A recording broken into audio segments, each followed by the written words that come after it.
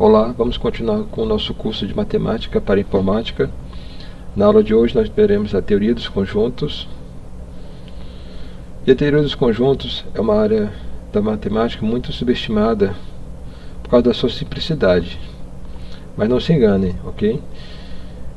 Eu trouxe aqui a frase do Thierry Stern, presidente da Patek Philippe. Para quem não sabe, a Patek Philippe é a fabricante dos relógios mais caros do mundo.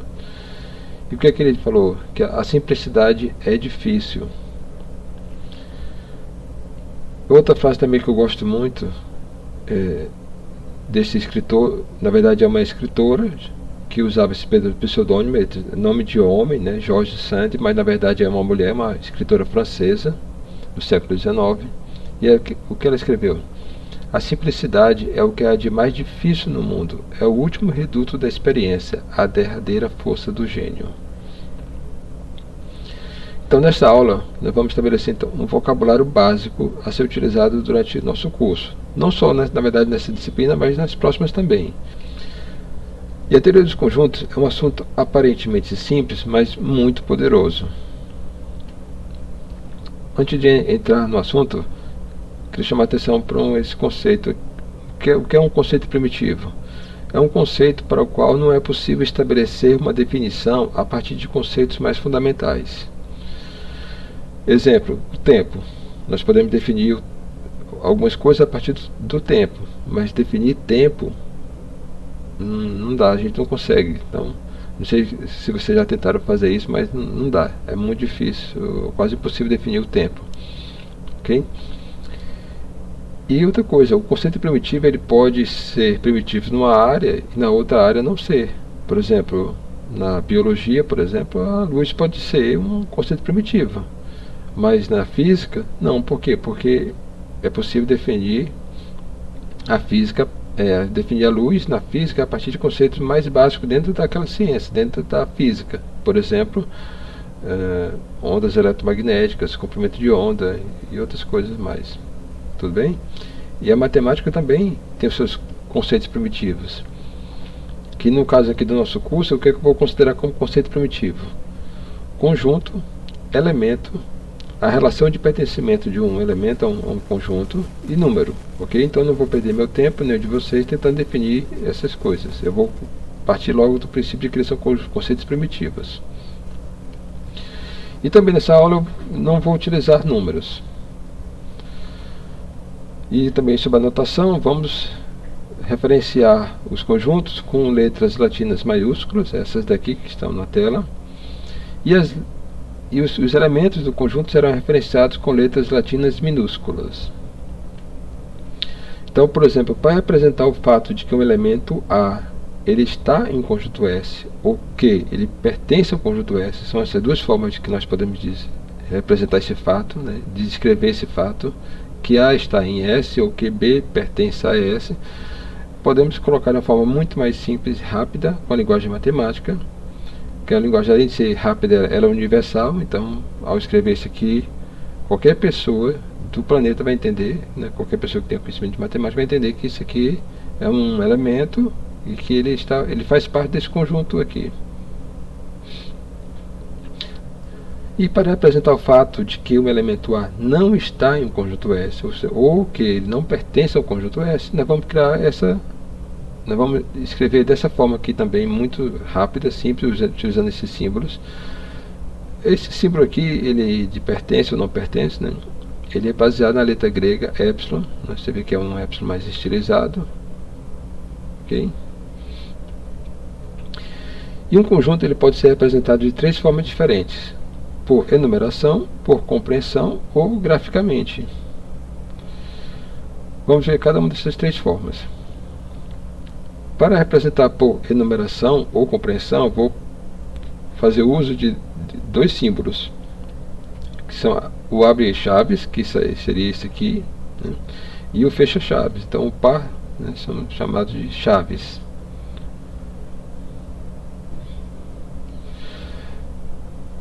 Um exemplo, o conjunto das estações do ano. Por enumeração, eu simplesmente, então eu escrevo como? Eu ponho o abre-chaves e escrevo os elementos do conjunto e fecho chaves, ok? Já na descrição por compreensão, né, eu não vou colocar os elementos. O que eu vou fazer? Eu vou descrever uma propriedade que o elemento tem que ter para fazer parte do conjunto. Então, dessa forma aqui, eu vou escrever o x, ou seja, pode ser qualquer elemento, né, representado aqui de forma genérica por x, mas o que esse x tem que ser? Ele tem que ser uma estação do ano. Então, isso é descrição por compreensão.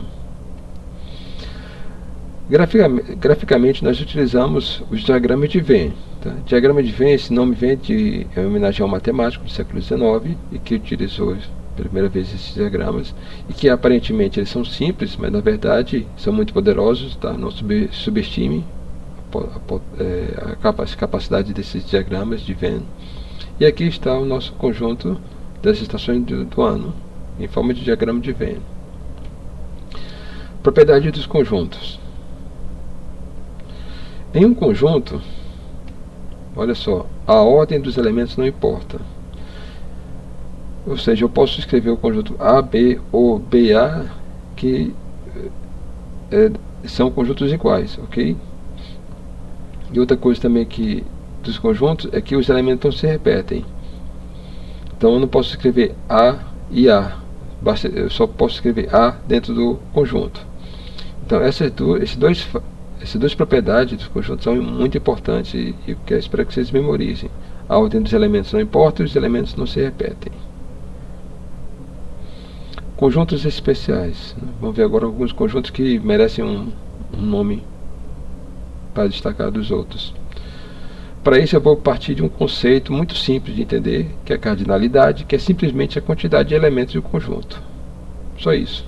Você conta os elementos, você diz a cardinalidade é 5, a cardinalidade é 10. Simples assim, a quantidade de elementos do conjunto. E a cardinalidade ela pode ser representada de duas formas. A primeira é dessa forma, colocando barras verticais paralelas ao símbolo do conjunto. Ou então utilizando a cerquilha na frente do símbolo do conjunto. Tá ok? São essas duas formas. Fique à vontade para utilizar qualquer uma delas. Então vamos lá. O primeiro conjunto interessante que tem um nome próprio, um nome específico para ele, é o conjunto unitário, que é o conjunto de cardinalidade 1. Tá? Só tem um elemento. E esse elemento eu vou chamá-lo sempre de elemento único. Tá? Então a gente sabe que elemento único é aquele elemento que pertence ao conjunto unitário. Outro conjunto interessante é o conjunto vazio, que é o conjunto de cardinalidade 0. Nós representaremos o conjunto vazio de duas formas, ou com um abre-chaves, fecha-chaves, ou com um zero e um traço. Tá?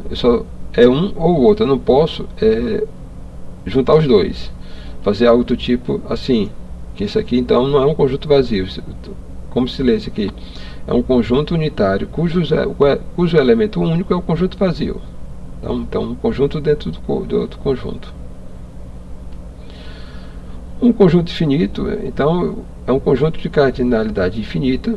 Tá? Da mesma forma também podemos definir o conjunto finito com uma cardinalidade finita. Outro conjunto muito útil para nós, que é o conjunto universo.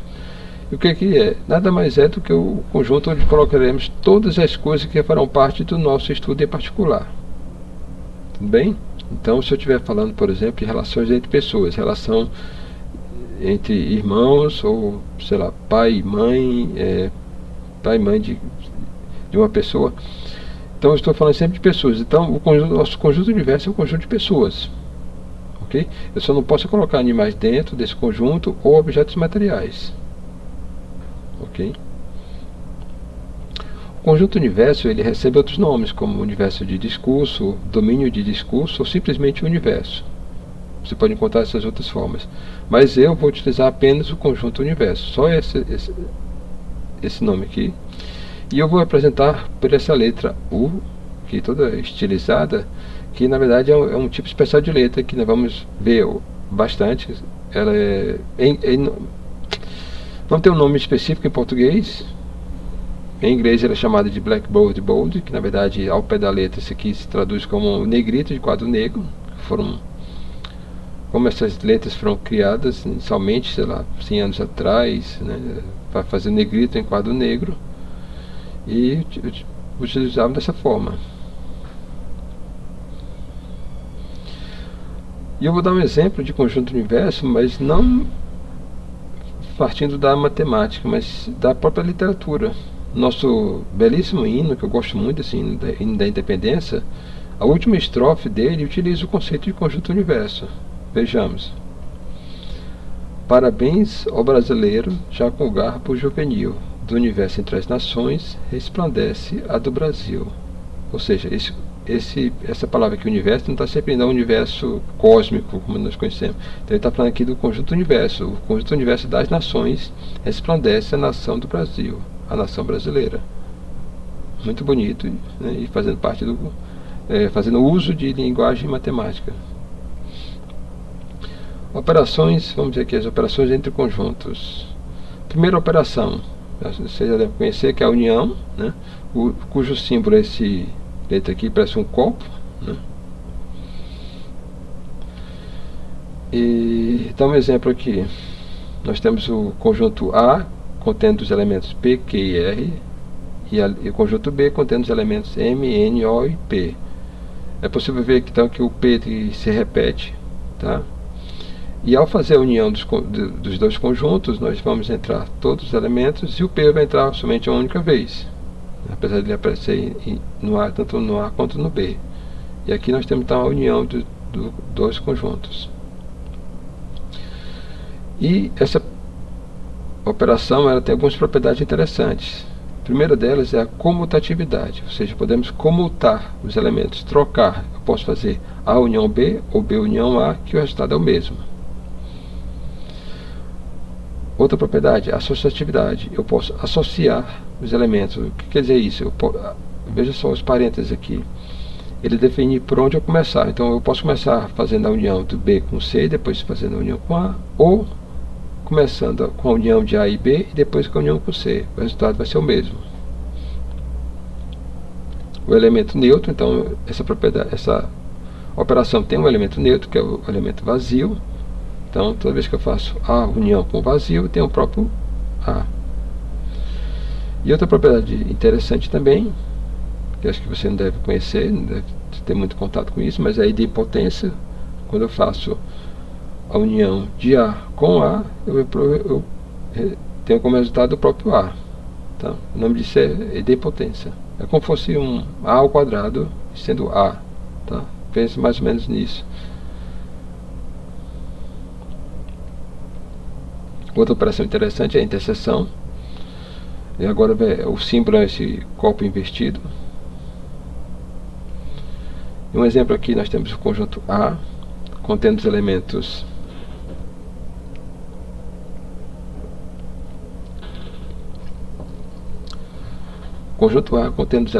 A, L, M, R, X, e o conjunto B contendo os elementos M, T e X. Podemos ver aqui em vermelho que os elementos M e X eles se repetem nos dois conjuntos. Então a interseção é isso, é descobrir esses elementos comuns. Então aqui fazemos então a interseção de A e B, contendo então apenas o M e o X. Se a interseção entre os dois conjuntos for conjunto vazio, então dizemos que os dois conjuntos são disjuntos. Tá? Então eles não têm nada em comum, ok? Então eles são chamados de disjuntos. Não há nada que pertença aos dois ao mesmo tempo. Vou dar um exemplo. Aqui o conjunto A e o conjunto B. Então, o conjunto A possui os elementos A, B e C, e o conjunto B contém os elementos X, Y, Z. Não há nada em comum entre eles, então eles são conjuntos disjuntos. Propriedade também da interseção de conjuntos. Muito similar ao que nós vimos para a união. Nós podemos comutar, né? Então A interseção B é a mesma coisa que B interseção A. Podemos associar também, né? Começando com B interseção C e depois com A, ou A interseção B e depois interseção com C, e vai dar o mesmo resultado. Aqui O elemento neutro já muda, então não é mais o conjunto vazio, é o conjunto diverso. Okay? E a idempotência também acontece para a interseção. Então, o A interseção A, ou seja, A ao quadrado é igual a A. Terceira operação, subtração. O símbolo é o mesmo dos símbolos de subtração para os números. E como é que é essa operação? É simplesmente tirar de A o que está em B. Por exemplo, o conjunto A tem os elementos A, L, M, R, X, e o conjunto B tem M, T e X. Já vimos que esses elementos M e X estão em comum, então se eu tiro esses elementos de A, se eu tiro M, T e X, na verdade o T, apesar de estar em B, mas ele não está em A, mas aí não importa, tem que tirar tudo que está em A e que pertence a B. Então vai sair o que? O M e o X. Vai sobrar A, L e R. Comparação de conjuntos. Se todos os elementos do conjunto A estiverem também em outro conjunto B, né, ou seja, você tem um conjunto dentro do outro. Então dizemos que A está contido em B ou que B contém A. São duas formas de falar, de descrever o mesmo fato. Representaremos esses fatos da seguinte maneira.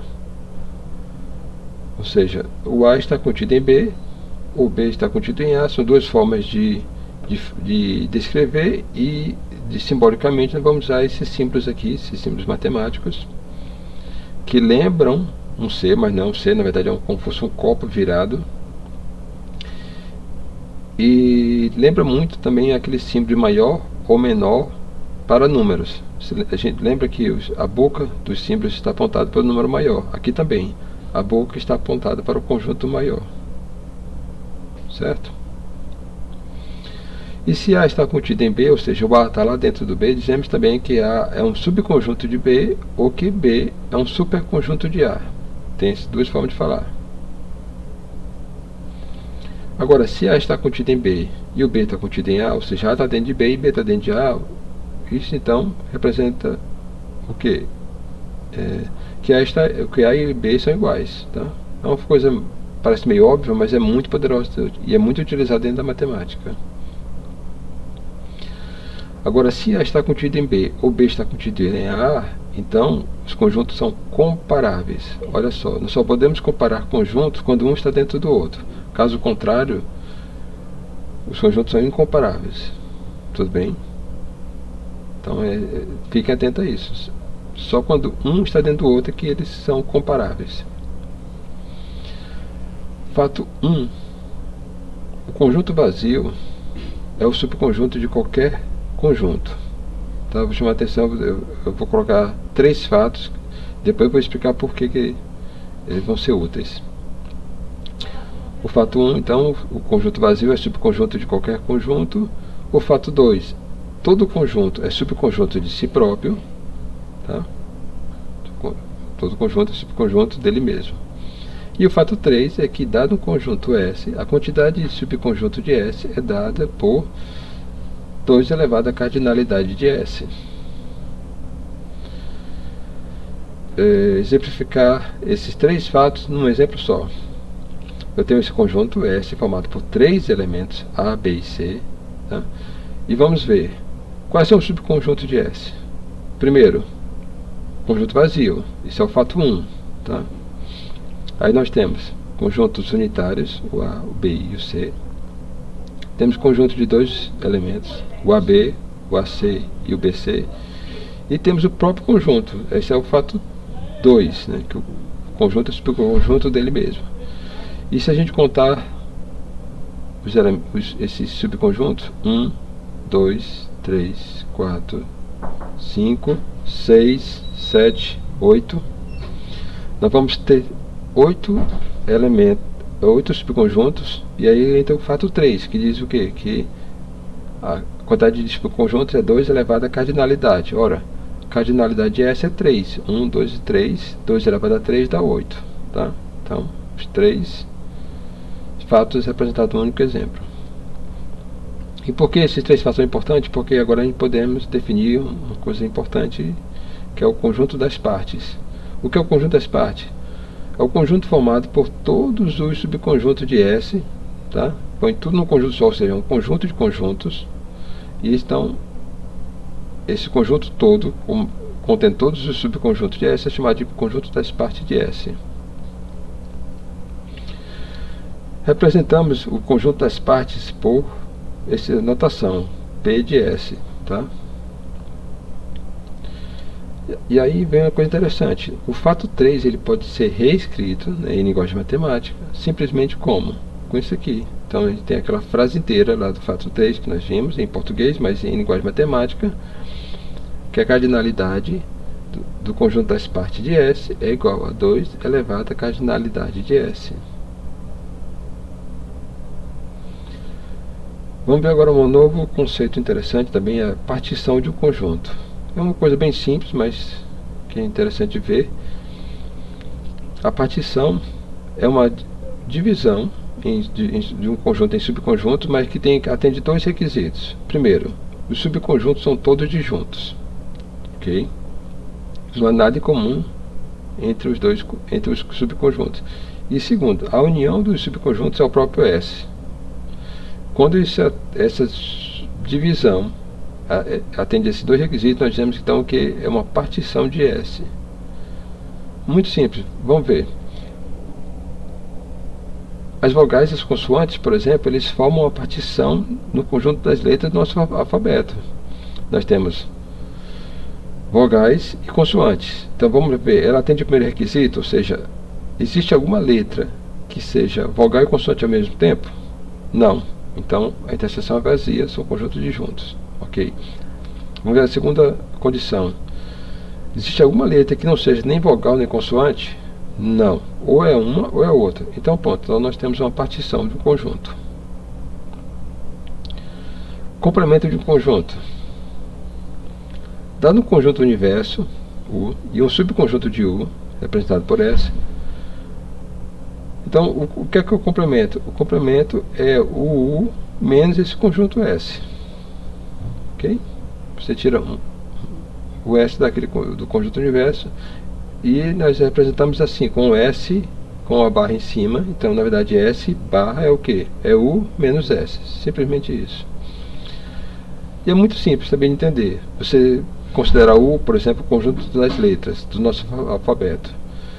Então, se vê o conjunto das vogais, então o complemento das vogais é o que? É o conjunto das consoantes. Muito simples. E aqui nós temos então uma tabelinha que eu chamo a atenção, por exemplo, o alfabeto da nossa língua portuguesa. Muita gente pensa que, né, são 26 letras, mas na verdade as 26 letras são do alfabeto latino. Então nosso alfabeto ele é baseado no alfabeto latino.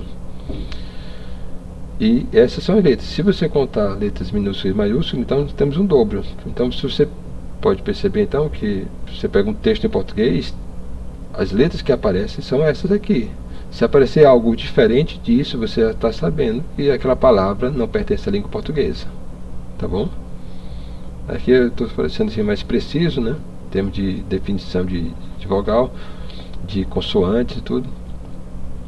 Mas é o que esse trazendo um pouco a visão lá da computação, como a gente lá da computação olha para o alfabeto da língua portuguesa. Tá? E aí você vê também, vamos aplicar aqui o conceito, nós temos aqui o conjunto das vogais e o conjunto das consoantes, e elas só formam uma partição do conjunto das letras, tá? Não há nada em comum, e o conjunto, o complemento das vogais é o conjunto das consoantes e vice-versa. Por enquanto é isso. Há muito mais coisas para ver na teoria dos conjuntos, mas eu acredito que o vocabulário que nós vimos nessa aula vai ser o suficiente, não só para essa disciplina, mas também para todo o curso. Tá ok? Chegamos ao fim da aula e eu vou relembrar aqui, que eu acho muito importante, todo o vocabulário que nós vimos em uma única aula, que foi de hoje.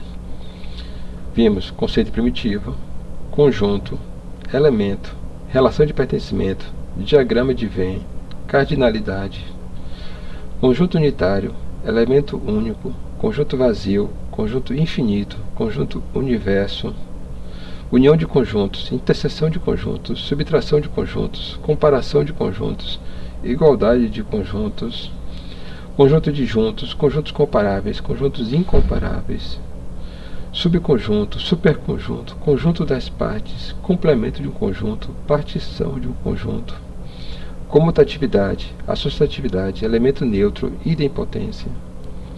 E também toda essa simbologia.